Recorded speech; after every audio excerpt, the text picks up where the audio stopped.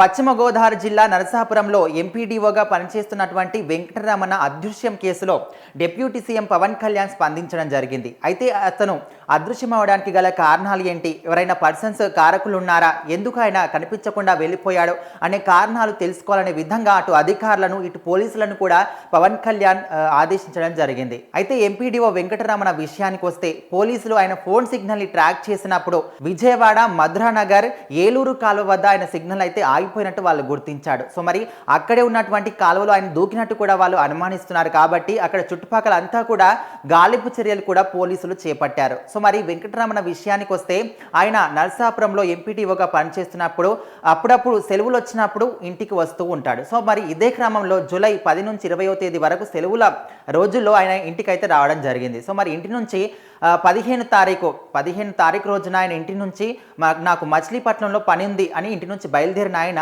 అర్ధరాత్రి వేళ తన భార్య ఫోన్కి మెసేజ్ చేశాడు. ఏమని అంటే, రేపు నా పుట్టినరోజు ఉంది జూలై 16th, సో అదే రోజు నా చావు రోజు కూడా జరుగుతుంది అనే విధంగా కూడా మెసేజ్ పెట్టాడు. సో అది చూసిన కుటుంబ సభ్యులందరూ కూడా కంగారు పడిపోయి పోలీస్ స్టేషన్లో ఫిర్యాదు చేశారు. సో మరి పోలీసులు కూడా అదృశ్యం కేసు కింద ఆయన కేసును అయితే నమోదు చేసి దర్యాప్తు చేపట్టారు. సో మరి ఇంకోవైపు ఆయన అదృశ్యం అయిపోవడానికి కారణాలు ఏంటంటే ఫెర్రీ బకాయిలే ఒక కారణమని కూడా సమాచారం అందుతుంది. సో మరి 55 లక్షలు ఫెర్రీ బకాయిలు ఉన్నప్పటికీ కూడా వాళ్ళను చెల్లించాలనే విధంగా ఆయన అడిగినప్పుడు కూడా వాళ్ళు బెదిరించడం కూడా జరిగిందంట.